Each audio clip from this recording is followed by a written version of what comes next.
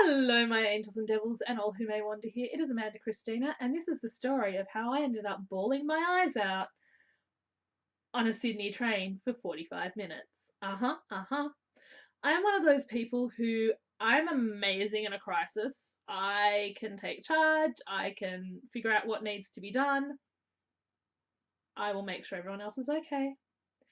And then when everything is over, I will bawl like a freaking baby. Just the adrenaline rush, just everything else, it will just all hit me at once. So when I was 18 and a half, a good friend of mine, Jenny, who is, I'm pretty sure she's Thai, from Thailand, her family is Thai. Um, and in her culture, one of the worst things you can do is have sex before marriage or be, guess, even worse, get pregnant before you're married. She was a little bit older than me, and I was there the night she told her parents that she was pregnant. So we had planned to have a sleepover. So I was at Central Station, and I was walking through the CountryLink area to get to the trains to take me to where she lived. She lived in Leichhardt. It took me a minute because she lived right near Leichhardt shopping centre. Like I can't remember what it's called. I used to know because I used to spend a lot of time there. So I had gone through the country area just because it was easier, like to cut through there to get to where the buses went. And I had stopped at the bathroom, and then I had looked at the notice board for some weird reason. Now this plays into my intuition and where my intuition comes from.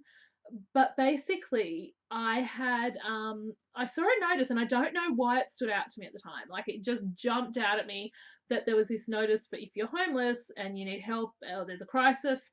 Anyway, so I get on the bus and I go to Jenny's and we have dinner, we're playing games, we're just having fun as you do. And she took me into the room with her and her parents, and she sat them down and she told them she was pregnant. And they hit the roof and basically told her to get the fuck out of her house. Well, get the beep, I should say, to get out of their house. They made her pack and leave that night. But because I was a guest, I was allowed to stay, but I couldn't leave my friend alone to wander the streets of Sydney. So we walked from Leichhardt all the way into the city to this notice board. We called these people up. They came and picked us up. They found Jenny a place in a hostel. This like we got kicked out around midnight, 1 a.m. This was about 2 a.m. we called. It was 6 or 7 a.m. before they, like, by the time they found her place, by the time they located her, by the time I got dropped off at Central Station to go home. It had been a sleepless night. So much had happened. She was in a really good shelter. They actually helped a lot, like with baby stuff, getting her set up in her own place. There is a lot to be said, especially for youth assistance services, especially in Sydney and in major capital cities. They do amazing work, and everybody should donate to help them keep doing such amazing work. There is gaps in the market, and there is gaps that need to be filled, but that's a whole other video. So I got there, I sort of grabbed something to eat and got on the train to go home. It's 45 minutes because I used to live in I grew up in Moorebank, so going to Holsworthy and have mum pick me up. It was back when mobiles weren't even, like, when everybody was just starting to have them, like everyone was having them, and I had a little flip phone that a friend had given me, I think. Oh, actually no, I think I bought that. It was like a little purple flip phone. And I called, oh, actually, no, I might not have even had a flip. No, we did not have mobiles back then. That's right.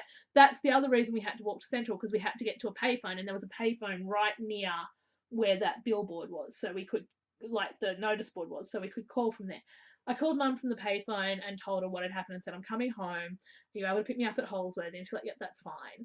And I burst into tears. And I couldn't stop. Pretty much almost all the way home. And everyone was looking at me on the train like, what is wrong with this girl? Why is she bawling her eyes out? Not realizing that I had been through this big emotional traumatic experience, that I had had to stay strong to help my friend pack, to help her find somewhere so she wasn't completely homeless. that I had to be there and try and help her with her parents. Like, I tried to talk to her parents into letting her stay at least for the night, and they're like, no, she cannot stay at all. It was a lot. So I just remember crying on the train for about 45 minutes, just like probably a little less, like about half an hour, just like non-stop. Could not stop myself crying if I wanted to. Someone just had to look at me and I would burst into tears again. Um, yeah, so that is the story of how one of my friends got kicked out of home for being pregnant, and how I spent 45 minutes on, or yeah, half an hour on Sydney Transport bawling my eyes out. If you're enjoying my stories, please click the like button and comment below. Has anything, like, what's the most traumatic thing that you can remember happening to you in your teenage years? And subscribe if you're new here. Click the like button, all the usual stuff that we all say because we need to these days, because YouTube has that pretty much ingrained in our heads that we have to in order to get new subscribers, etc., etc. And I really hope that you enjoyed this story, that you learned a little bit more about me, and I will talk to you all soon. Remember that you are incredible, you matter, and you're amazing. Bye.